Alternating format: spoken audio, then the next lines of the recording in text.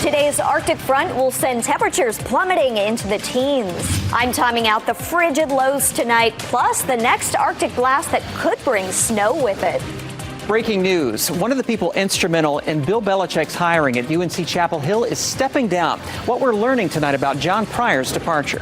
Sky 5 over the scene as a high-speed chase in Durham ends with two people running from their vehicle into a nearby neighborhood. And miles away in Wake County, a chase ends in a crash. Two suspects now in custody. Only on WRAL, the dramatic footage from a chaotic day in the Triangle. Well, we've got a temperature plunge and a chance for snow. We're tracking both of them for you tonight. Appreciate you being here with us on this Wednesday. I'm Ashley Rowe. Meteorologist Kat Campbell is in the Severe Weather Center. Kat, snow lovers, well, maybe they'll like the way that things that are trending. At least there's a positive trend toward winter weather if you like that kind of a thing. But first, we've got to start with the first of two Arctic fronts this week. The first gets here tonight. It's bringing mountain snow. For us, we've got a lot of cold air coming behind it. But the chance for another round of precipitation tonight is on the low side. There could be a sprinkle, maybe even a quick flurry during the overnight hours, but no big deal. That quickly moves out of here. Morning clouds clear and the cold air comes rushing in. We're talking about this air mass, 20 degrees in Chicago, 15 in Minneapolis. By tomorrow night, lows dip back into the teens here in our area. And the winter weather potential that we're watching this weekend is more specifically looking like it would come on Sunday. Here are the new trends for Sunday today. The moisture is increasing. We knew we had the cold air. Now it's more likely that we've got the moisture. And with both in place, the chance for winter weather is increasing. But the moisture levels still look light. So this doesn't look like the big one, but things could still change. And I'll have a closer look at the setup coming up. All right, Kat, we'll talk to you soon. We have got you covered wherever you get your news. You can look for our forecast updates on the air and online, wherever you stream, plus our WRAL news and weather apps. Now, breaking news from WRAL. Coverage you can count on. Breaking news tonight at 7 o'clock. We've just learned one of the people instrumental to the hiring of UNC football coach Bill Belichick has stepped down. UNC Board of Trustees member John Pryor is leaving his role. He was a major player in the recent WRAL documentary outlining Belichick's first season. Brian Schrader in the Live Center. Brian, you are tracking the very latest here. Indeed, John Pryor, a member of the Board of Trustees, former chair of the Board of Trustees, has resigned from the board. He is a business owner. His term was set to expire next year, but he announced to the board that he was stepping down. And apparently this was effective last week. As you mentioned, he was key in the hiring of Bill Belichick to be the head coach of the UNC football team, and he was a major player in our Coaching Carolina the Belichick Way documentary. Here's a little bit of what Pryor told WRAL's Kristen Severance. I find it hard to believe that a great teacher of football is not going to succeed at the college level. And if I'm wrong, what the hell? If I'm wrong, screw you all, right? I mean, I tried, right? Why can't we be great in football? Now, despite a shaky inaugural season, Pryor said that UNC accomplished a lot of what they set out to accomplish in hiring Belichick, and he expected that success on the field would follow. No reason given for this resignation. We're working to find out more about it, and of course, we'll be tracking this through the evening here at WRAL News. And if you want to watch that entire documentary, WRAL documentary, Coaching Carolina the Belichick Way, you can see it in its entirety on WRAL's YouTube page. That soundbite from John Pryor, one of the most talked about clips from that entire documentary. Some really candid remarks there. Thank you for the update, Brian. I want to show you this video. You're only going to see it on WRAL. This is Sky 5 capturing the back end of a chase in Durham. You see that person who's running there? The suspect running off through a neighborhood into a home, even ran through the woods. We captured it all. We actually learned that suspect is an 18-year-old. This is just one of several chases that we have seen in the past 2 days. WRAL's Eric Miller joining us now from Durham, where investigators have someone in custody tonight. It's been a very busy day for law enforcement across the entire Triangle, taking them from Wake to Durham counties, including right here on Sudbury Road in Durham County. We know one of those chases ended right here. Both an adult and juvenile were taken into custody. That juvenile has since been released. We're still working to learn their names tonight. Across Wake and Durham counties Wednesday, chaos on the roads. At least 3 police chases sent officers speeding down highways and winding through neighborhoods. The first started on I-540 near Falls of Moose Road around 6:15 a.m. Wake County deputies attempting to perform a traffic stop, instead ending up in a chase that stretched across the county line into Durham.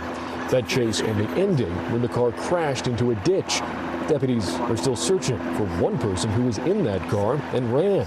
The second chase started just after noon when Wake County deputies tried to stop a driver with outstanding warrants near Pool Road and Grasshopper Road. That driver was eventually taken into custody after hitting 2 Wake County Sheriff's Office vehicles.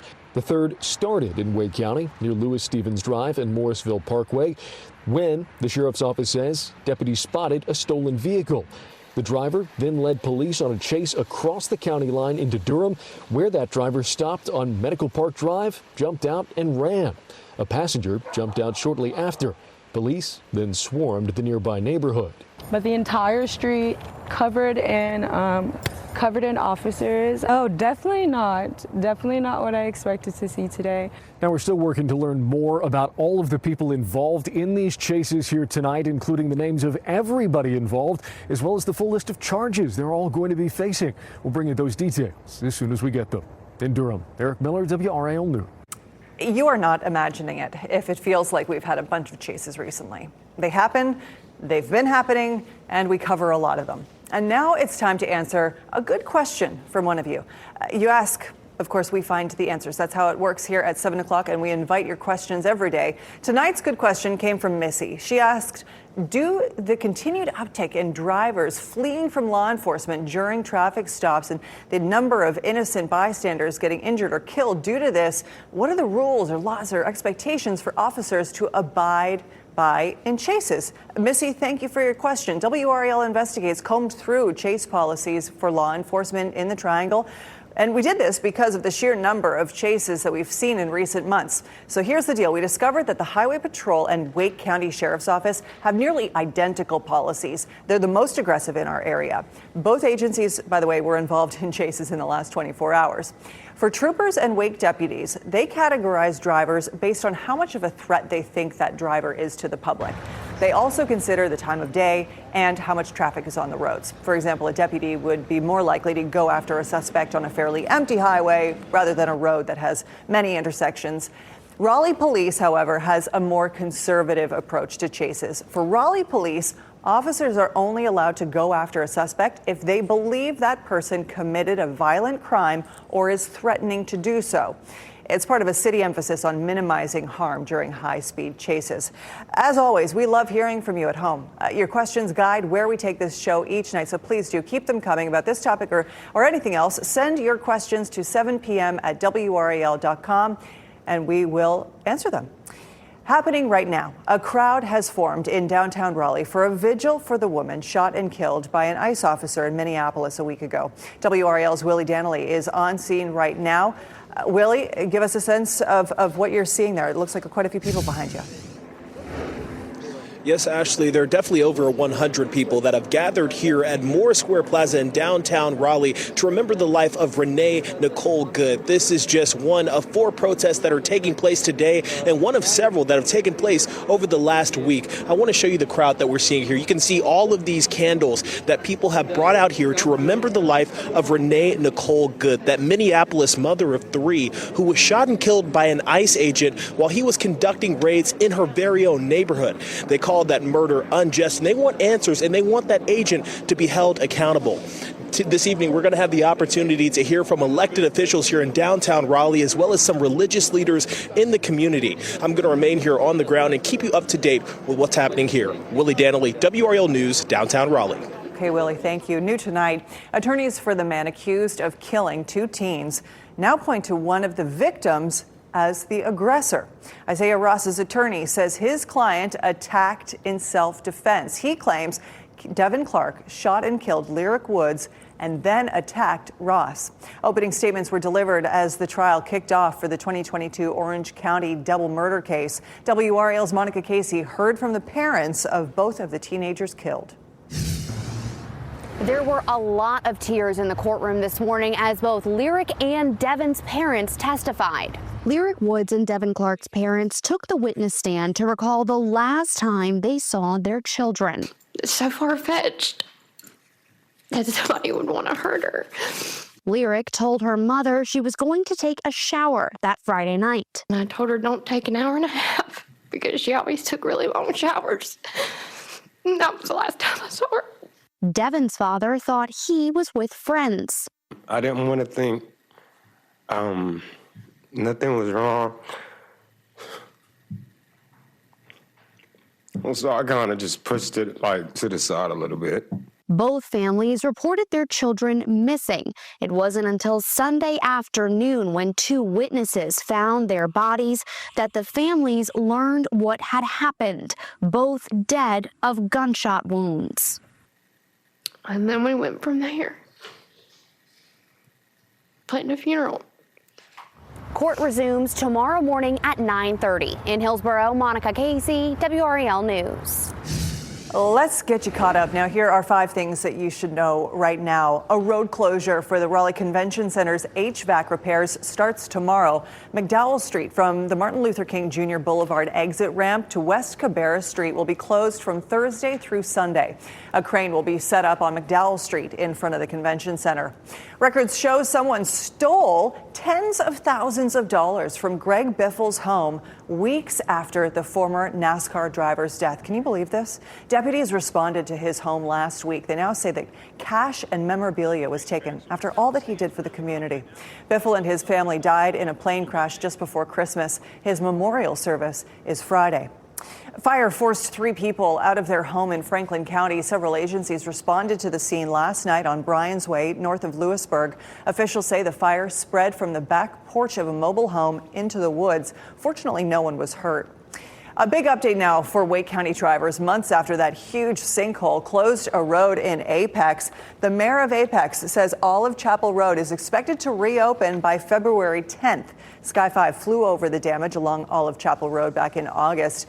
Heavy rain and flash flooding caused a drain pipe to collapse.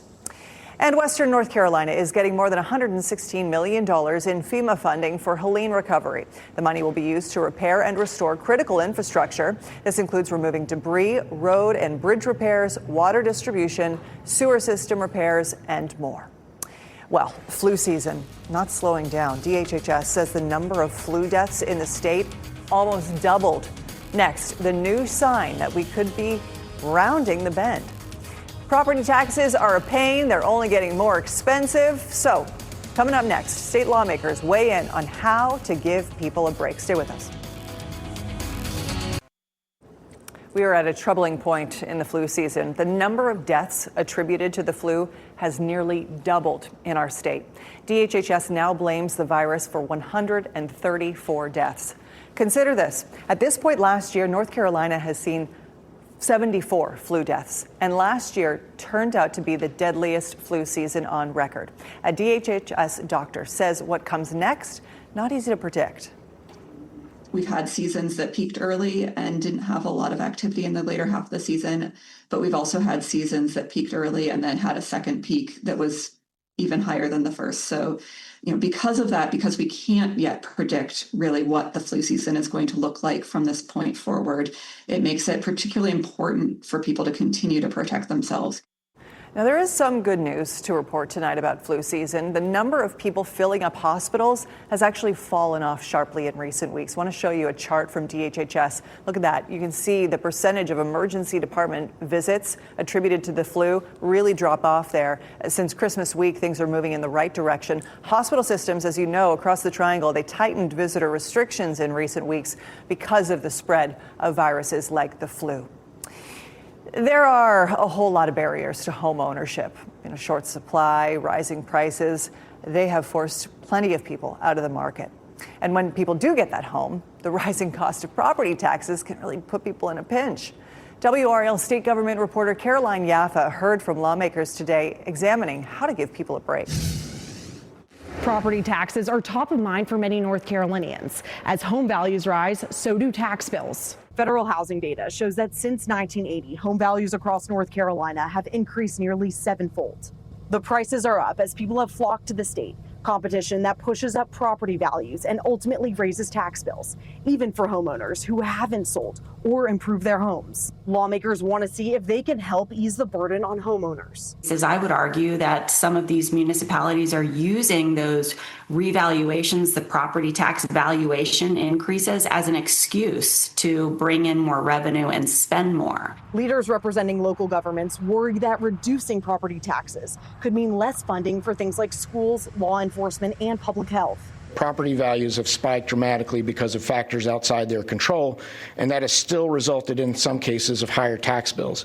But counties did use the reevaluation process to lower rates. Lawmakers stressed this meeting was about gathering background information, and no changes are planned yet. Echeverria says lawmakers want to move quickly but carefully. What we have here is a system with no guardrails at all in North Carolina.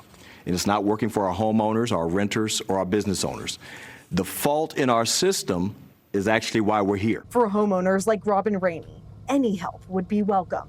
It just takes away from the quality of your life. We have 2 little ones who we'd like to contribute to their education and other things related to their upbringing. Caroline Yaffa, WRAL News, Raleigh.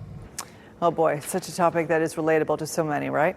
No specific solutions were suggested, but lawmakers are expected to meet every month until April to discuss next steps.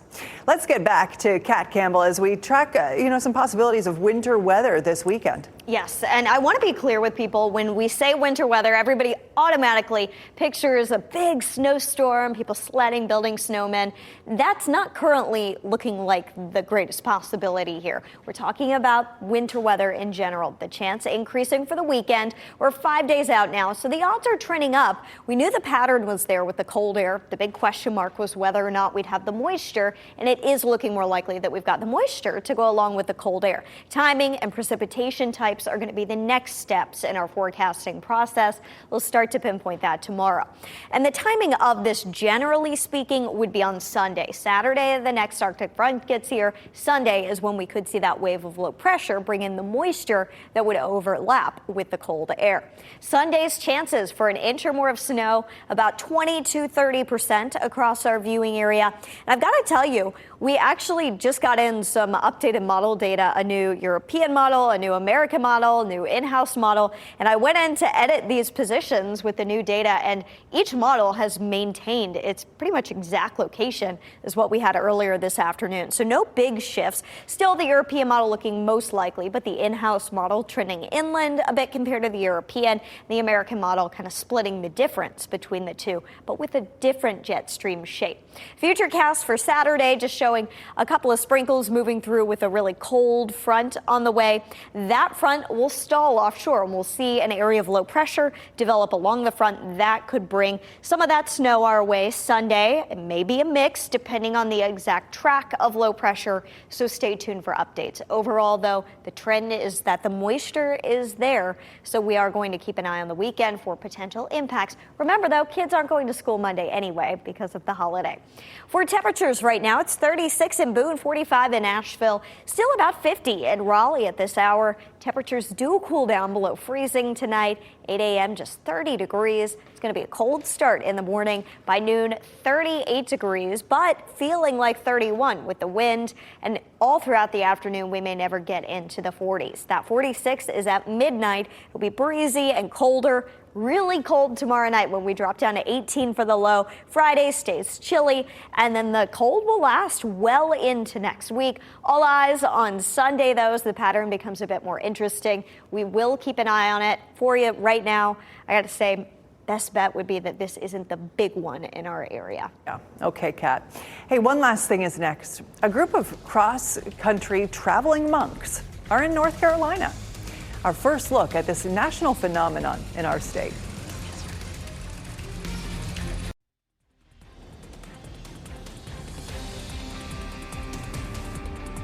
One last thing tonight. Maybe you've heard about this group of Buddhist monks traveling across the U.S. If not, let's catch you up real quick.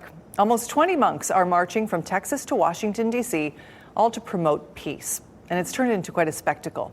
Those monks are now in North Carolina. This is video from NCDOT after the monks crossed the state line. They're now in Charlotte for the night, and they're expected to reach Raleigh sometime next week. Their journey started 2.5 months ago. They're drawing huge crowds everywhere, even getting escorts from law enforcement. You know, it's a small group, but it has a big following. The Facebook page where they're giving updates on their trip has almost 1.5 million followers. Now, you know, I said that these monks were Buddhist. Well, actually, the message is reaching people from all faiths. A pastor from the Asheville area traveled to South Carolina to participate. I'm from North Carolina now, near Asheville. I feel were Jesus here, he would be walking with them. The monks have just turned this into a real phenomenon, and it's not just the monks. This is Aloka, a rescue dog that's been by the side of the monks for the bulk of their journey. He's on a bit of a break right now. As you can see, he needed surgery. They say that the surgery went well. When he recovers, he'll be back on the trail, trekking along the monks' side to our nation's capital. You know, I was just checking their Facebook page about an hour ago. They posted a message that I really think sums up their effort. They say, "Our deepest hope is that this peace has started to shine a little brighter in everyone we've encountered, leaving a soft light in every heart long after we've walked by." Thanks for making WRAL your choice for local news. Our next newscast is at 10 on Fox 50 and 11 on WRAL. Have a great night.